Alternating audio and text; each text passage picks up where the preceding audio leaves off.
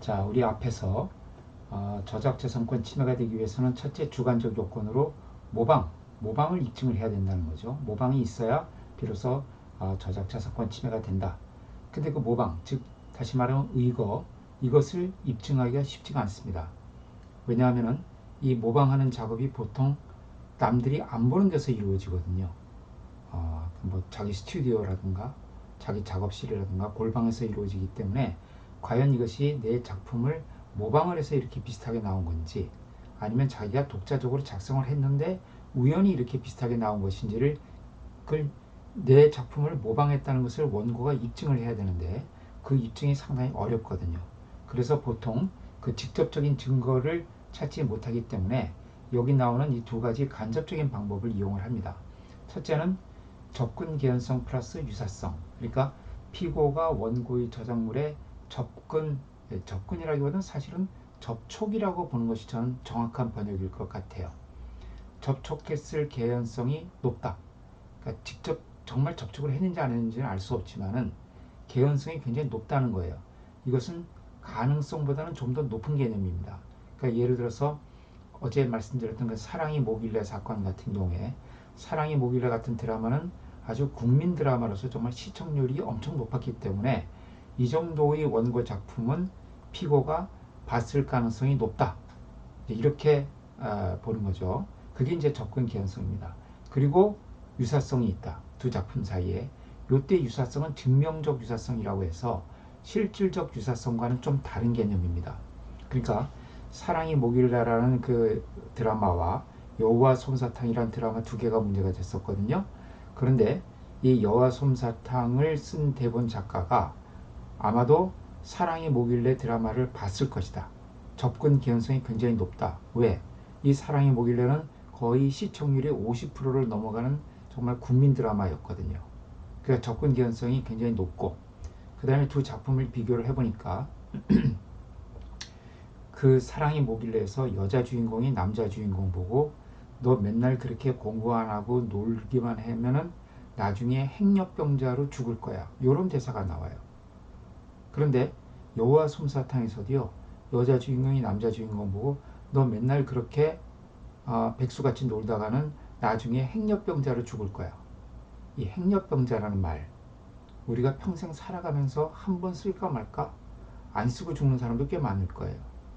그게 바로 증명적 유사성입니다. 이거는 아주 사소한 유사성이거든요. 그러나 증명할 수 있는 유사성이에요. 피고가 원고의 저작물을 드라마를 보지 않았다면 그런 상황에서 행렬병자란 말 쓸 리가 없다는 거죠. 네. 그래서 이건 실질적 유사성이 아니라 실질적 유사성은 양적으로 질적으로 상당한 사소한 범위를 넘어서는 유사성을 말하는 것인데 여기서 말하는 증명적 유사성은 사소하지만 얘는 피고가 원고의 저작물을 베꼈을 가능성을 굉장히 높게 보게 해주는 증거가 된다는 것이죠. 행렬병자라는 말.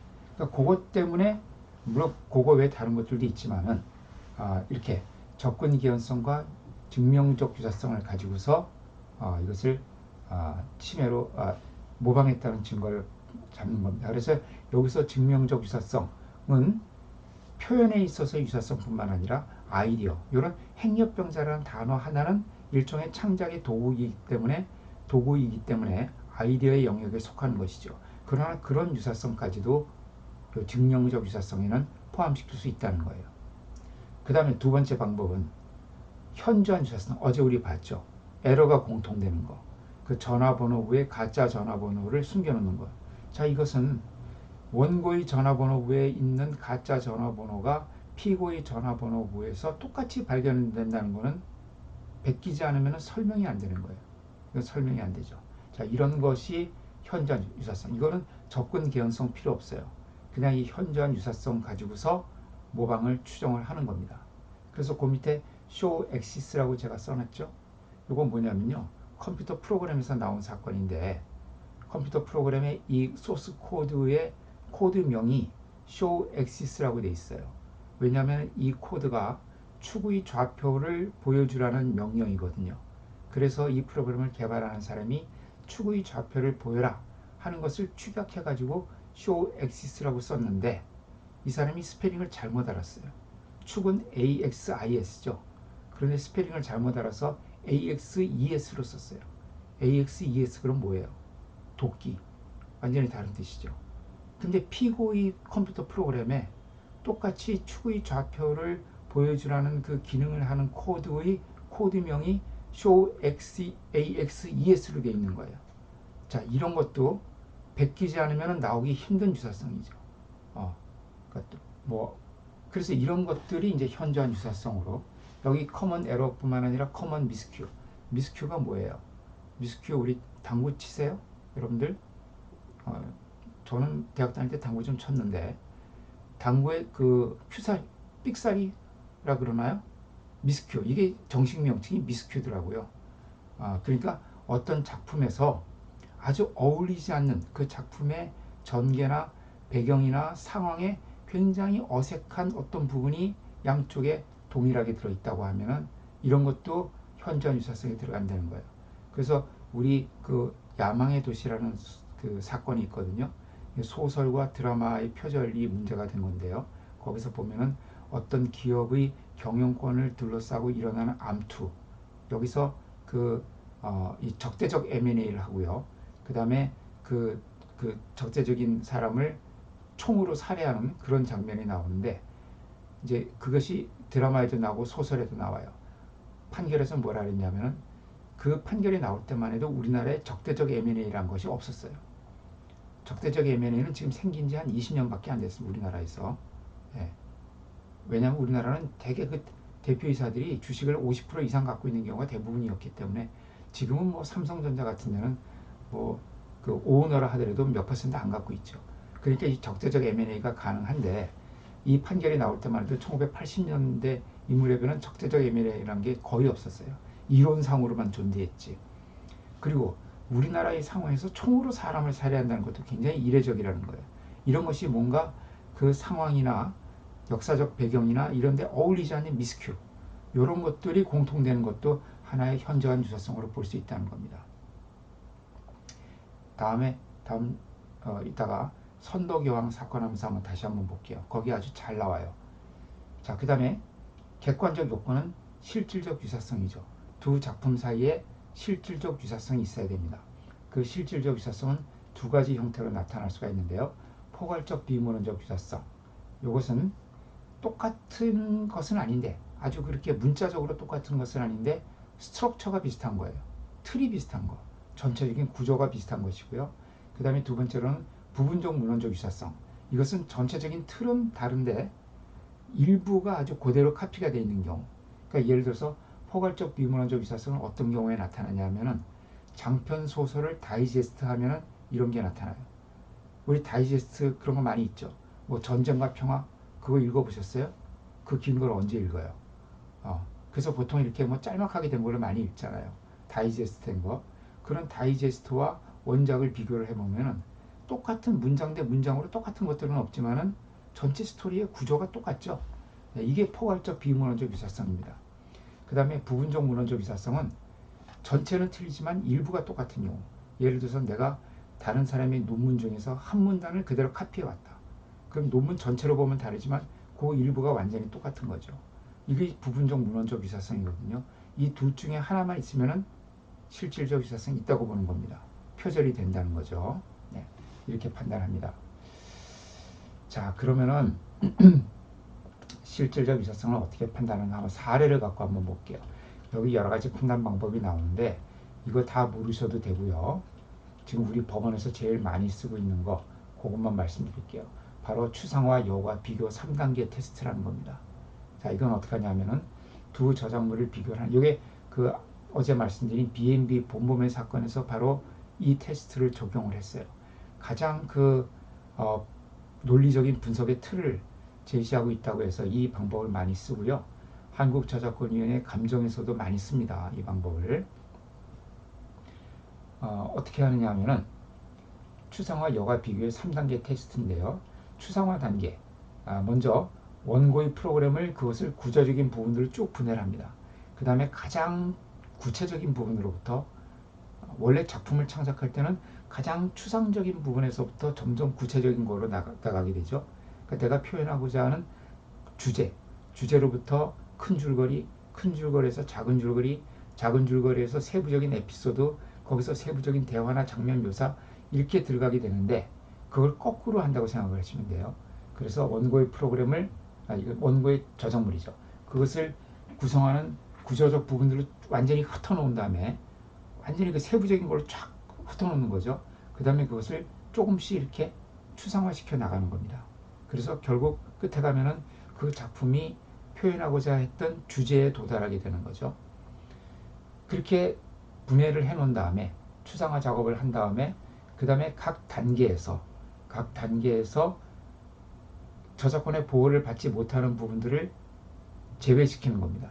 각 단계에서 아이디어의 영역에 속하는 것, 창작성이 없는 것, 합체된 것, 그 융합된 것, 사실상의 표준에 해당되는 것, 필수 장면에 해당되는 것, 이런 것들을 이제 걸러내는 것이죠. 그리고 이미 공중의 영역에 있는 것들, 또 그리고 어떤 스펙 때문에 꼭 채택되어야 되는 것들, 이런 건 일종의 표준이라고 볼 수도 있죠. 그런 것들 걸러낸 다음에 남는 것을 가지고 두 작품을 비교를 한다는 거예요. 그냥 비교하는 것이 아니라, 대충 비교하는 것이 아니라. 그럼 이 방법을 써서 실제로 한 케이스를 한번 보여드릴게요. 요건 이제 앞에 걸 좀 더 자세하게 설명해 놓은 것이고요. 자, 실제 있었던 사건입니다. 요즘 이제 그 주식 거래를 많이 하죠. 여러분도 하세요? 이게 요즘은 이제 다 개인이 이 HTS, 홈 트레이딩 시스템이라고 해서 그 자기 집에서 이제 그 프로그램을 깔아놓고 꼭 증권회사에 가지 않아도 주식 거래를 할 수가 있죠. 옛날에 이제 그런 게 없었습니다. 그래서 그러다 이제 그것이 PC로 처음에 나왔고요. PC로 나왔다가 그 다음에 PDA라는 이게 이동식 단말기죠. 이걸로 이제 나왔어요. 왜냐하면 이제 PC는 내가 항상 휴대하고 다닐 수가 없는데 이 주식 거래를 하는 사람들은 정말 이 타이밍이 굉장히 중요하대요. 그래서 언제든지 자기가 주문을 할 수 있도록 매도 주문을 하든 매수 주문을 하든 할 수 있도록 하기 위해서는 이게 PDA 화면에다가 이 매수 그 주식 거래를 할 수 있는 화면을 구성한 겁니다.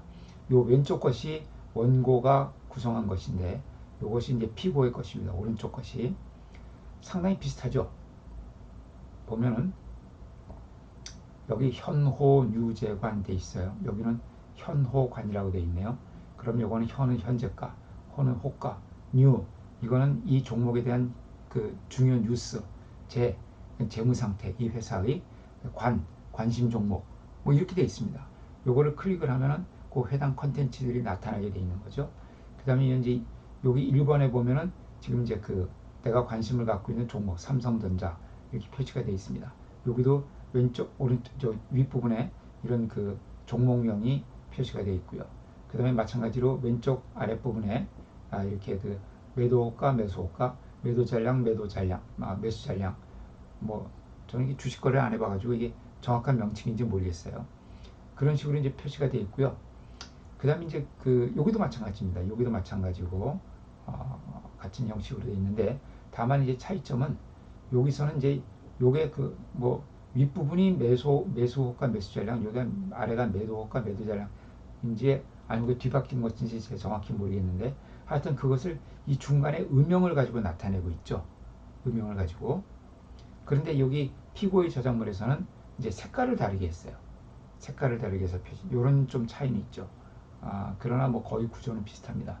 원래 PC 화면을 보면요. 이게 그 PC는 이 PDA보다 훨씬 화면이 크기 때문에 좀 더 자유로운 구성이 가능해요. 그래서 어떤 식으로 되어 있냐면은 요 윗부분은 여기에 있고요. 아랫부분은 바람개비처럼 요쪽에 가서 위치하고 있어요. 요 오른쪽 아래 부분에. 그래서 전체적으로 이렇게 바람개비 모양으로 형성이 되어 있어서 위아래를 분명히 구분하게 되어 있는데 이제 이거는 화면이 좁으니까 이것을 같이 붙이면서 다만 음영이나 이런 색깔 표시로 이렇게 구분을 해놨죠. 그 다음에 3번이 주문창입니다.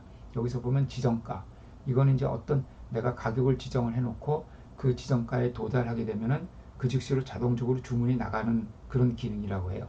지정가. 여기도 이제 지정가, 뭐 보통가 이런 것을 선택할 수 있는 이런 구조로 되어 있습니다. 자, 이게 두 개가 이제 그 저작권 침해 소송에 문제가 됐었는데 그러면 3단계 작업을 어떻게 하느냐? 자, 보시죠. 먼저 세부적으로 각 요소들을 쫙 흩어놓는 거예요. 이게 1단계예요. 네, 세부적으로 다. 사실 이 7번 같은 거는 이것도 다 6개로 쪼갤 수가 있죠. 근데 그렇게 되면 단계가 막 100단계 이렇게 늘어나게 돼요. 그래서 보통은 이제 완전히 세분화하지는 않고 어느 정도 이제 적절한 수준에서 흩어놓게 됩니다. 각 요소들 이렇게 쭉 흩어놨어요. 1단계는. 그 다음에 이게 이제 1단계고요. 2단계가 이 원고의 이 컨텐츠를 이렇게 다 흩어놓은 겁니다. 그 다음에 이것을 이제 한 단계 추상화 하게 되면은 요걸 모듈화 한다 그러죠. 비슷한 기능을 하는 것끼리 이렇게 묶는 겁니다. 그래서 이 앞에 나왔던 그 세부적인 요소들을 한 단계 추상화하게 되면은 이런 7가지 구성 요소로 볼 수가 있어요. 이제 한 단계 추상화한 단계죠. 그 다음에 이제 세 번째 3단계로 올라가게 되면은 이 프로그램은 메뉴 구성부, 현저가 구성부, 호가 구성부, 주문 구성부 이렇게 구성이 된다고 볼 수가 있고요. 여기서 한 단계 더 상위로 올라가게 되면은 결국 이 프로그램은 정보를 조회해서 그러니까 매도 호가나 매수 뭐 이런 호가나 이런 것을 확인을 해서 주문하는 이런 이제 프로그램이죠. 그리고 5단계는 결국 이 프로그램 개발자가 개발하고자 했던 목적에 이르게 됩니다. 그럼 이런 5단계로 일단 추상화를 해본다는 거죠. 그 다음에 각 단계에서 뺄 거를 빼는 겁니다. 1단계에서 요거는 윈도우 로고야. 이건 원래 있던 거고 얘는 저작권의 보호 대상이 아니다. 얘는 빼고 그 다음에 뭐 이런 것도 기존에 어떤 PC 프로그램에 이미 있던 거 그럼 그거 삭제한다는 거예요. 그럼 뺀다는 것이죠. 또 그리고 필수적으로 반드시 들어가야 되는 요소들 근데 이런 현호 유재관 이런 거는 좀 보호받을 여지가 있을 것 같아요. 이런 것들 그 다음에 뭐 호가나 잔량 이런 것은 우리가 뭐 당연히 이렇게밖에 표현할 수밖에 없는 것이기 때문에 이것은 사실상의 표준이라고 볼 수도 있죠. 이건 이미 어떤 공통적인 그런 시장에서의 용어가 돼 있기 때문에 그다음 이제 이런 방식 같은 것도 이것도 이제 화면의 어떤 넓이가 상당히 제한되어 있기 때문에 구성할 수 있는 방법이 많지가 않아요. 그래서 이런 것도 합체의 원칙이 적용된다 그러면은 어떻습니까? 합체의 원칙이란 게 뭐죠? 어떤 아이디어를 표현할 수 있는 방법이 극도로 제한되어 있으면은 보호를 안 해준다는 거죠. 그러니까 이 제한된 화면에서 이 매도 호가와 매수 호가 이런 것을 표시할 수 있는 방법이 그렇게 많지가 않다는 거예요. 이제 그렇게 되면은 이 전체가 저작권의 보호를 못 받게 되는 것이죠. 그 다음에 또 뭐 이제 보면은 이게 얘도 왼쪽에 와 있고 얘도 왼쪽에 와 있다. 이것도 일종의 모방 아니냐. 그런데 그런 것도 뭐냐면 스펙 때문에 어쩔 수가 없는 겁니다. 왜냐하면 대부분의 사람들이 오른손잡이거든요. 오른손잡이기 때문에 주문창이 오른쪽에 와 있어야 돼요. 그래야 왼쪽에서 정보를 보고 오른쪽에서 주문을 하지. 요게 뒤바뀌게 되면 오른손잡이 입장에서는 상당히 불편하다고 해요. 그래서 이 왼쪽과 오른쪽이 동일한 거는 이것도 부득이한 경우입니다. 이런 경우도. 그래서 그렇게 하다 보니까 결국 여기서 이제 1단계에서 보호받지 못하는 요소들 다 빼버리고요. 그 다음에 2단계는 뺄 부분이 그럼 더 많아지겠죠. 3단계는 이런 거는 다 이미 기존 PC에 있는 거기 때문에 3단계는 3, 4, 5단계는 결국 보호받을 수 있는 요소들이 하나도 없게 됩니다. 없게 되니까 대부분 보호받을 수 있는 요소들은 1단계, 2단계에서 나타나게 되겠죠. 그래서 그런 남은 것들을 가지고 피고의 프로그램과 비교를 한다는 거예요. 이게 추상화, 여과 비교 테스트입니다. 네. 그런데 이 테스트의 단점은 뭐냐 하면은 이 테스트를 적용하게 되면 피고가 굉장히 유리해요. 침해가 잘 인정이 안 됩니다. 많은 부분이 여과되어 버리기 때문에 그래서 이 테스트를 적용을 하되 보충적으로 프로그램을 전체적으로 파악하는 것도 보충적으로 거기에 가미를 해줘야 된다는 거예요. 그것이 그래서 실제 뭐 한국저작권위원회 감정도 그렇고요. 상당히 많은 이 표절 판단이 이 3단계 테스트를 가지고 적용이 되고 있습니다. 그래서 이제 그런 점에서 제가 그냥 말로만 설명드리면 여러분들이 이해하기 좀 힘들기 때문에 요거를 사례로 한번 설명을 드렸습니다. 자, 그다음 이제 그 뒤에 보면은 뭐 요거는 카트라이더 뭐 국민 게임이죠. 우리나라 다 아는 게임인데 이게 중국의 짝퉁 게임이 나왔더라고요. 그래서 이거는 당시에는 이제 한번 뭐랄까 이제 검토를 한번 해본 거예요. 이게 과연 침해로 주장할 수 있느냐 실제 소송에 들어가지는 않았고요. 그 당시에는. 그 후에 이제 다른 게임을 가지고 카트라이더가 한번 소송을 했던 걸로 알고 있는데요. 그 중국에 나온 짝퉁 게임하고 이제 한번 소송을 했던 겁니다. 어떻게 판단하느냐? 그럼 이런 게임의 경우에는 게임은 주로 어떻게 구성이 되냐면 이 게임의 진행 방식, 스토리 포인트, 그 다음에 주요 캐릭터, 게임의 진행 과정, 그 다음에 시각적, 청각적 효과, 뭐 이런 것들이 이제 주 구성이 된다는 거죠. 그래서 먼저 그 중에서 이제 캐릭터를 한번 비교를 해봤습니다. 그랬더니 캐릭터는 완전히 틀려요. 다른 모양으로 생겼습니다. 이제 보통 캐릭터와 맵, 아이템 이런 것들을 이제 분석하게 되거든요. 캐릭터는 완전히 틀리다는 것이 나타났고, 그 다음에 맵을 보니까 맵은 이제 배경이라고 말씀을 드렸죠. 배경 어때요? 상당히 비슷하죠. 상당히 비슷한데 이 자동차 경주할 때 이 출발선이 다 이렇게 돼 있대요. 실제 F1 그 경주나 이런 데 보면은 출발선이 이런 바둑판 모양으로 돼 있다고 합니다. 이제 뭐 그래서 근데 그런 것들은 또 뭐 보호받을 수 있는 대상에서 제외가 되겠죠. 그런데 이제 이 두 게임을 비교를 해보면서 이런 식으로 각 맵마다 다 비교를 해봤어요. 가장 비슷하다고 봤던 게 이제 이런 것들. 이 앞에 있는 건물을 뛰어넘어서 저 문을 통과해서 지나가는 거. 이런 것들은 이제 표현이라고 보고, 이것도 장애물의 모습은 조금 틀린데 그런 뛰어넘는 것과 앞을 통과하는 것, 이런 것이 상당히 비슷하고요. 그 다음에 또 비슷하다고 봤던 것이 요거 풍차. 자, 이런 풍차 맵 같은 거, 이 길 양쪽에 풍차가 있고요. 그 다음에 아이템들이 이렇게 여기 들어서 있고, 이제 이런 모습들이 비슷하고요. 그 다음에 아이템도 상당히 비슷합니다. 아이템도 요거는 뭐 그 이런 부스터 요걸 먹으면은 요걸 취득을 하면 최고 속력을 내는데 요 뭐 글자까지 똑같아요. 그 다음에 바나나 껍질을 밟으면 미끄러지는 거. 근데 이런 거는요, 바나나 껍질 모양이 조금 틀리고 또 바나나 껍질을 밟으면 미끄러진다. 이거는 좀 필수 장면, 또는 뭐 일종의 표준적인 표현, 이렇게 볼 수도 있어요. 그 다음에 폭탄의 모양 조금 다르긴 하죠. 그래서 이제 이런 것들 다 비교해 보는 겁니다. 아이템, 동일한 아이템은 이게 동일하다고 볼 수는 없는데 유사한 아이템들, 그 다음에 뭐 이런 모양 같은, 이거 이제 위에서 우주선이 이렇게 어떤 빔을 쏴가지고 체포되는, 그런 이제 체포되는 건가요? 뭔가 이게 게임 한지 오래돼가지고 이거 분석하느라고 제가 이게 PC방에 가서 이게 굉장히 좀 오래 해봤거든요. 제가 직접 하지 못하고 당시 이제 우리 아들 녀석을 데리고 가가지고 이 게임을 한번 시켜봤는데, 뭐 하여튼 이런 모습들이 이제 상당히 흡사하죠. 네. 그 다음에 이렇게 뭐 부스터를 사용하면 불이 확 들어오면서 최고 속력을 내는 거. 근데 이런 것들도 일종의 표준적인 표현이라고 볼 수도 있어요. 필수적인 표현. 그래서 결국 이 사건은 뭐 소송을 하지는 않았습니다. 그러나 이런 식으로 이제 분석을 한다는 것을, 예, 그래서 여기 보면 이제 분석 결과 아이템을 보면 바나나 껍질을 밟으면 미끄러진다는 게 똑같다. 그러나 이 아이템을 사용하면서 바닥에 미끄러진다는 것은 이거는 필수적인 그런 표현에 해당돼서 저작권 보호 대상이 아닐 가능성이 있다. 이런 식으로 한번 분석을 해본 것이죠. 네. 그다음에 이렇게 뭐 스키드 마크가 생기, 이런 것들도 다 또 뭐 기존에 있던 그 스피드 게임에서 많이 나오던 것이기 때문에 비록 유사하다고 하더라도 저작권 침해가 안 될 수가 있고요. 그런데 이런 화면의 구성 같은 거, 왼쪽 위에 그 취득하는 아이템이 나타나고 오른쪽 아래에 이렇게 속도계가 나오고요. 그 다음에 오른쪽 윗부분에 자기의 현재 순위가 나오고, 그 다음에 현재 그 돌고 있는 트랙의 위치, 그런 것들이 이렇게 표시되는 거, 이런 것들, 이런 위치 구성 같은 것도 상당히 비슷하다고 볼 수가 있습니다. 네, 이런 것들이, 네, 이런 식으로 이제 분석을 한다. 나중에 여러분들이 그림 보시면서 한번 좀 더 상세하게 한번 보시면 될 것 같습니다. 네.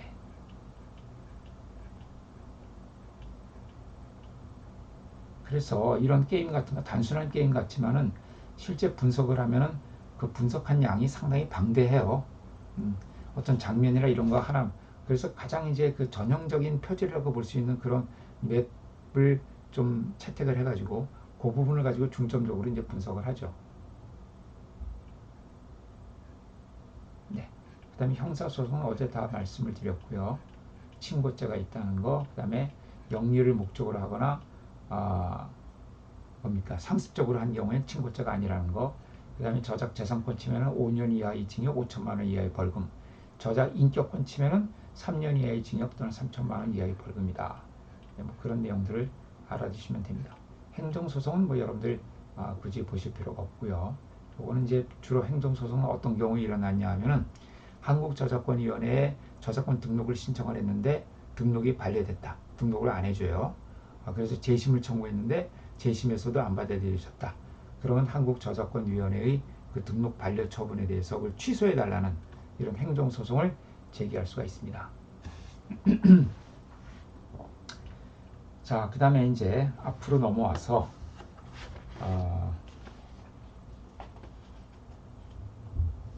어제 그 생략을 했던 그 7단계 테스트를 보겠습니다. 53페이지 53페이지로 쭉 넘어오시면은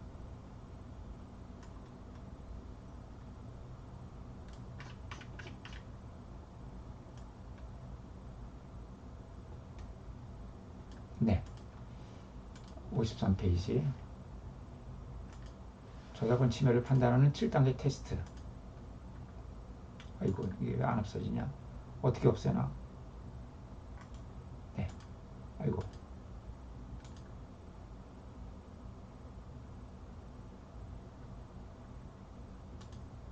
네, 아니,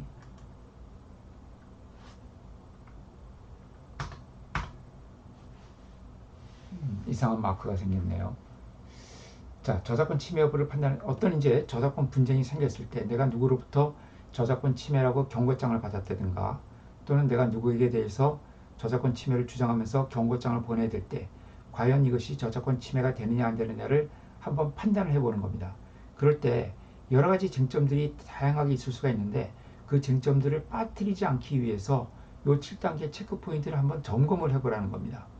이 7단계 포인트를 가지고 쭉 체크를 해가지고 하게 되면은 거의 대부분의 쟁점을 빠뜨리지 않을 수가 있게 돼요. 그래서 지금까지 본 내용들을 그냥 그대로 생각을 하시면 됩니다. 자, 첫째는 모든 콘텐츠가 저작권의 보호를 받는 것은 아니죠. 그래서 지금 문제가 되는 콘텐츠가 저작권의 보호를 받는 부분이냐 아니냐 하는 것은 이제 먼저 판단을 해봐야 됩니다.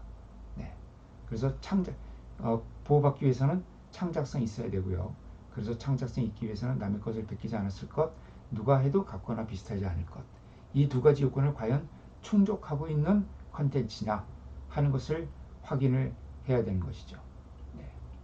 자, 그 다음에 두 번째 체크 포인트는 누가 저작권자냐, 저작권을 누가 갖고 있냐는 거예요. 예를 들어서 창작을 했지만은 그 창작자가 저작 재산권을 다른 사람에게 양도하게 되면은 그때부터는 양도받은 사람이 권리자죠. 그래서 창작을 한 저작자는 저작 인격권만 주장할 수가 있고 양도받은 저작 재산권자가 재산권을 주장할 수가 있습니다. 또 저작 재산권을 양도할 때 전체를 양도하지 않고 일부분만 양도할 수도 있거든요. 복제 배포권만 양도한다든가 전송권만 양도한다든가 방송권만 양도한다든가. 그러면 내가 지금 누구로부터 전송권을 침해했다고 경고장을 받았다면은 과연 그 사람이 전송권을 갖고 있느냐, 다른 권리가 아닌 전송권을 갖고 있느냐를 확인을 해봐야 되겠죠. 마찬가지로 내가 어떤 사람에게 공용권을 침해했다고 주장하기 위해서는 내가 공용권을 갖고 있어야 되겠죠. 네. 내가 어떤 저작자로부터 한국에서의 공용권을 양도받았어요. 그랬는데 미국에서 누가 공연을 하고 있습니다. 거기에 대해서 내가 저작권을 주장할 수 없는 것이죠. 네. 그것처럼 내가 같은 공연이라고 해도 이렇게 그 범위가 제한되어서 양도받은 경우가 있을 수가 있고 그런 경우가 상당히 많이 있기 때문에 실제 권리를 주장하는 사람이 이 권리를 가지고 있느냐를 확인을 해봐야 된다는 겁니다. 그 몇 년 전에 그 어떤 사람이 그 인천인가요? 서울시인가 하여튼 그 교육청을 상대로 해가지고 학교 선생님들이 자기의 이미지를 도용을 했다고 해가지고 아주 큰 소송을 벌인 적이 있어요. 그러니까 제가 인터넷에 여러 가지 이미지들, 뭐 토끼 이미지라든가, 뭐 강아지 이미지, 뭐 복주머니 이미지, 이런 것들 이미지를 많이 올려놨는데 그것들을 선생님들이 그냥 뭐 자료 만들면서 전부 그냥 허락 없이 썼다. 이렇게 해서 그 교육청과 그 다음에 사립학교, 뭐 공립학교를 상대로 해서 아주 큰 소송을 분쟁을 일으켜가지고 국회에서까지 문제가 됐던 사례가 있는데 나중에 보니까 결국 그 사람이 권리자가 아니었어요. 예. 그래가지고 이제 뭐 그런 경우도 있으니까 과연 누가 저작권자인가를 반드시 확인할 필요가 있다. 그 다음에 이제 3단계 세 번째 체크 포인트는 과연 저작재산권을 침해했느냐. 그럼 이제 저작재산권에는 7가지가 있고 저자인격권에는 3가지가 있다. 그래서 실제 지금 문제가 된 행위가 뭐냐. 문제가 된 행위가 이것이 전송이냐 방송이냐 아니면 디지털 음성 송신이냐에 따라서 그 중에 어떤 권리를 침해했는지를 분명하게 밝혀야 됩니다. 예를 들어서 제가 전송권을 침해를 당했어요. 그래서 고소를 할 때 반드시 전송권이라고 명시를 해야 됩니다. 그러니까 그냥 저 사람이 나의 저작권을 침해했어요. 이거는 안 돼요. 저작권 중에서도 어떤 권리를 침해했는지를 반드시 명시해야 되는 거죠. 민사소송의 경우에도 마찬가지입니다. 민사소송에도 지금 피고가 내 저작권을 침해했다. 저작권을 침해당했다. 이렇게 소장을 넣어갖고는 안 됩니다. 그렇게 하면은 판사가 반드시 성명을 구할 거예요. 저작권 침해당했다고 하는데 저작권 중에서도 무슨 권리냐? 그 부분을 특정을 해라. 왜냐하면은 저작재산권을 이루는 7가지 그리고 저자인격권을 이루는 3가지 권리는 전부 독립된 별개의 권리들이고 각각 소송물이 틀려요. 틀리기 때문에 그것을 분명하게 특정을 해줘야 되지 그냥 뭉뚱그려서 저작권 침해다. 그러면은 그거는 적법한 고소도 아니고 적법한 소제기도 아닙니다. 만약 검사가 이런 점을 모르고서 그냥 저작권 침해죄 해서 공소를 제기하게 되면은 법원에서는 그건 공소 기각이에요. 공소 사실이 특정되지 않았다고 해서 그래서 반드시 어떤 권리가 구체적으로 침해됐는지를 명시를 해줘야 된다. 물론 이제 소장에서 구체적으로 명시를 안 해도 아마 판사가 대부분의 판사라면은 성명을 해서 어떤 권리냐 구체적으로 밝혀라 이렇게 이제 성명을 구하니까 그 성명에 따라서 이제 그때 가서 해도 됩니다만은 원칙적으로는 이것을 정확하게 특정을 해줘야 된다는 것이죠.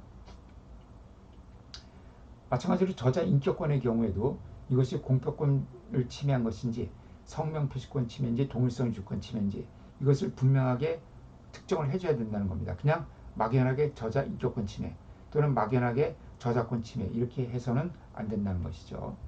그래서 어떤 권리가 침해됐는지를 또는 뭐 이 중에서 성명 표시권과 동일성 유지권이 동시에 침해될 수도 있고요. 또 인격권과 재산권이 동시에 침해될 수도 있습니다. 예를 들어서 2차적 저작물 작성권 침해와 동일성 유지권 침해와 성명 표시권 침해 이 3가지가 동시에 이제 침해되는 경우에는 그 3가지를 다 밝혀줘야 된다는 거예요. 다 구체적으로 지정을 해주면은 법원에서는 그 각각의 권리마다 손해배상을 따로 인정을 하게 됩니다. 네. 인격권 침해로 인한 위자료 얼마, 전송권 침해로 인한 손해배상 얼마, 그 다음에 2차적 저작물 작성권 침해로 인한 손해배상 얼마 이런 식으로.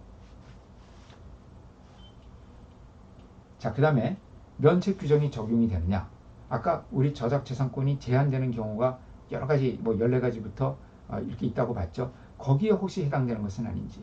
피고가 원고의 저작물을 이용을 했는데 그것이 28조의 공표된 저작물의 인용 규정에 따라 이것이 허용되는 범위에 있는 것은 아닌지. 이거 참 많이 나오는 거죠. 예? 항상 따져봐야 되는 겁니다. 대부분의 이제 그 침해 사건들이 자기가 이용하는 것은 28조에서 허용이 된다고 생각을 하고 이 정도 인용이면 괜찮다고 생각을 하고 출처 표시만 해주면 괜찮다고 생각을 하고 인용을 하기 때문에 이제 문제가 생기는 거거든요. 그래서 과연 이것이 28조의 요건을 갖추었는지 흔히 이제 그 소비자들이 어떤 생각을 하냐면은 음악의 경우에는 5마디 이내는 괜찮다라든가 뭐 영상 저작물의 경우에는 1분 이내는 괜찮다든가 그런 기준은 없습니다. 그러니까 참 조심하셔야 돼요. 그런 기준은 없고 이 요건에 따라서 아주 짧은 부분이라 하더라도 그 부분이 질적으로 상당히 중요한 부분이라고 하면은 5마디든 4마디든 3마디든 그것이 저작권 침해가 될 수 있고요. 그런 점을 유념을 하셔야 됩니다. 그래서 면책 규정이 적용될 수 있는 사례인지를 확인해 보셔야 되고요. 그 다음에 이제 저작재산권 보호기간 범위 안에 있는지 그러니까 왜냐하면 우리가 이게 사후 70년까지니까 상당히 긴 기간인데 콘텐츠를 제작하다 보면 옛날 사진이라든가 특히 미술의 경우에는요 서양 미술 같은 경우에 대부분 다 70년 다 지났어요.